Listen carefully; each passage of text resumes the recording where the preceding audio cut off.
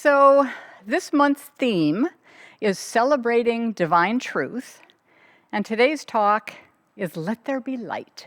Let there be light. You know, we are in the season of light in our hemisphere. This is the time of the shorter days, the shortest days, the least amount of daylight, and the longer hours of darkness. And all of that peaks tomorrow at the Winter Solstice. The word solstice is derived from the Latin words sol, which means sun, and sistere, which means to stand still. Because, you know, at the solstice, the sun's movement appears to stand still before reversing its direction. So after tomorrow, the days will start becoming longer and the nights shorter as spring approaches. But there's another celestial event going on, taking place actually tomorrow evening. Jupiter and Saturn will appear so close together that they will appear to shine almost as one. That is something that has not been seen easily by the naked eye for over 800 years. And it won't be seen again for another 60 years. It's called the Great Conjunction because Jupiter and Saturn are the two largest planets in the solar system. And even more interesting, because why not? It's thought that a similar occurrence may be related to the story of the Christmas star. Remember, the bright star that the three wise men followed to Bethlehem. Right? So that's happening. That's happening. Talk about stars aligned. I don't know, maybe this is the final gift of 2020. Hard to say. Anyway, back to light. Fire and light are traditional symbols of celebrations held on the darkest day of the year. You know, ancient cultures used candles at this time of year to represent the holy light, is what they called it, the holy light. Christians use the Advent candle that counts down to Christmas. And, you know, before there was even electricity, they would hang candles on Christmas trees to give them some added light. In the Jewish faith, there's Hanukkah, of course, and the lighting of the menorah. And Kwanzaa, that honors African heritage and African American culture, they have candle lighting rituals that they do. So wherever you look this month, there are candles being lit, you know. And flame really represents the divine light. And it's kind of a symbol, I think, of divine intelligence. It's that divine intelligence that shines within us, that divine light that helps us to understand, to bring clarity, intuition, inner guidance, all of that. All of that is being represented these days in our time of honoring the light. Ernest Holmes in Science of Mind said, thought, which is built upon a realization of the divine presence, has the power to neutralize negative thought, to erase it, just as light has the power to overcome darkness, not by combating darkness, but by being exactly what it is, light, right? It doesn't combat the darkness, it just is overpowering because of what it is. And God's Spirit is, right? It's that light of divine presence. And since we are one with Spirit, that same light, that divine presence shines within us and is ever available to banish or neutralize the negative thoughts of darkness. All we need to do is to dwell on the divine presence. That's the message. Deborah King is an energy medicine expert and author, and she writes, "You have a light inside of you too. Depending on where you are in your spiritual development, that light may be a flickering flame or a giant bonfire, but it's there, and it's ready for you to nourish it and to let it get brighter and stronger. No matter its size, a flickering flame or a bonfire, it's there. It's there. All we need to do is to nourish it, to strengthen it, to cultivate it. And how do we do this? It's by turning our attention to it, by focusing and growing our awareness of the divine that is within us. You know, even in those fleeting moments of inner peace and contentment that we may feel, whether it's at a time in meditation or walking in nature or just feeling the awe of the beauty of a sunset or sunrise, those are ways that we cultivate the divine light within us. Ernest Holmes again, he says, "Ye are the light of the world. Man is the candle of the Lord. How important then that this light be kept trimmed and burning with the oil of pure spirit through the wick of peace and joy." Kept trim, the oil of true spirit through the wick of peace and joy. That's our work. Deborah King has 3 tips on growing the light inside of us, or keeping that wick trimmed, as Ernest Holmes would say. Here's her first suggestion. Have fun. Have fun.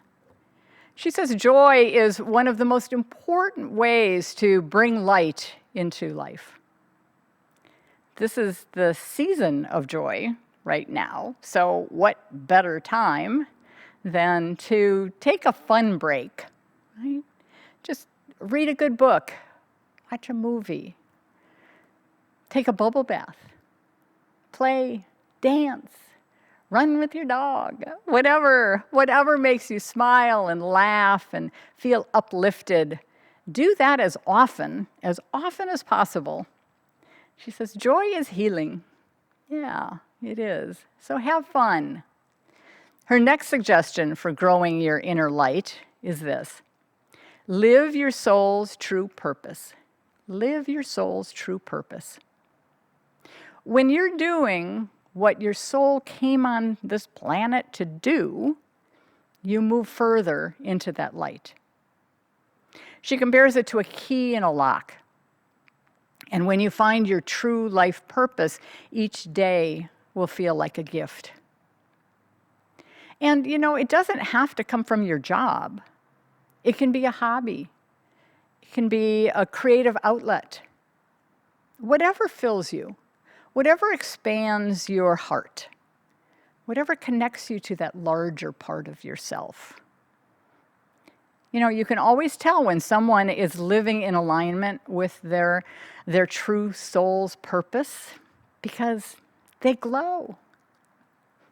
You see the light, absolutely. And her final suggestion for keeping your divine light lit is be of service. Be of service. Sometimes it may sound a little backwards that you're giving away your gifts, but really by doing that, by using your gifts for the greater good, it actually increases your energy and your inner light, as well as, of course, helping those people around you.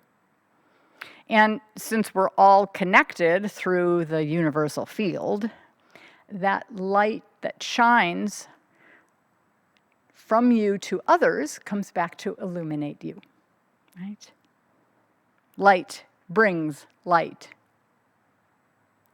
Marianne Williamson says, as we let our own light shine, we unconsciously give other people permission to do the same. Right? Just by doing what we need to do, by expanding our light, other people see that and can do it too. The more aware and the more we are aware and focus on our inner light, the brighter that it shines, illuminating the path ahead of us. And here's the thing, even as it burns, we must be attentive to it. We must have our inner eyes open to the gifts that are around us, open to the possibilities that are always swirling around. We need to be ready and receptive at all times. So even as that light glows, we need to be ready. We need to be receptive to more. It reminds me of this great story of Shiva and Shakti, the divine couple in Hinduism. The story goes like this. There they are sitting in their heavenly abode, watching over the earth. And they're touched. They're touched by the challenges that are inherent in human life, the complexity of human reactions and the suffering of the human experience overall. And as they watch, Shakti sees a miserably poor man walking down a road. His clothes are shabby. His sandals are tied together with a rope. And her heart is touched with compassion for his struggle. And so she turns to her divine husband and begs him to give the man some gold. Shiva looks at the man for a long moment and then he says, "Dearest wife, I can't do that." And she's astounded. She says, "Well, why? What do you mean? You're the Lord of the universe. Why can't you do this simple thing?" And Shiva replies, "I can't give this to him because he's not ready to receive it." And Shakti becomes angry and she says, "Do you mean to tell me that you can't drop a bag of gold in his path?" Shiva says, "Well, surely I can, but that's quite another thing." She says, "Please, husband." And okay. So Shiva drops a bag of gold in the man's path. Meanwhile, the man walks along thinking to himself, I wonder if I'm going to find dinner tonight or if I'm going to go hungry again. And turning a bend in the road, he sees something on the path that's in his way. And he goes, look at that, a large rock. How fortunate that I've seen it. I might have torn these poor sandals of mine even further. And he carefully steps over the bag of gold and goes on his way. The moral of the story, life drops many bags of gold in our path, but rarely do they look like what they are. So even when our path is illuminated by that inner light, we must keep our inner eyes open to the gifts around us. And, there are so many gifts, even when they may not look like what we think they should. I've been reading a book called God Winks. I love that term, God winks. It's those times where coincidences happen, those synchronicities that we often shrug off at the time, and then later look back on them and go see some really intricate patterns of how one experience led to another, and this wonderful gift arrived, right? There's an example of that. A man woke up Monday morning feeling ill, but decided, he has to go to work because he needed the money. At 3 p.m., he got laid off. On his drive home, he got a flat tire. He goes to the trunk, finds out that his spare is flat too. Meanwhile, a man in a BMW pulls over and gave him a ride home. They chat, and the man offers him a job, which he starts the next day, right? Boom, boom, just like that. And I think we all have stories of how sudden and surprising events turned up and worked out for the better, even in the darkest times, even the hardest and the worst times. Things had shown up to be better. In fact, often I think it's the times of despair that the light seems most likely to appear. You know, it's because we finally surrender and we open to the divine light, the divine intelligence, and that's what creates the surprising new possibilities that we never even imagined could happen. Richard Rohr writes, "Darkness is always present alongside the light. Pure light blinds. Shadows are required for our seeing. We know the light most fully in contrast to its opposite, the dark." Right? It's the contrast. It's the contrast that allows us to see and appreciate the light. And they're both necessary, light and dark. Right? It's all God. It's all God. And it's God in infinite activity, always.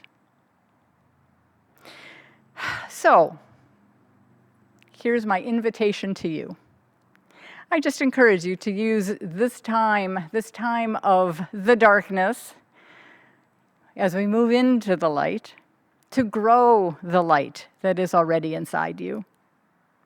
Cultivate it, expand it, ripple it, let it ripple out, to radiate from you, to touch and to heal.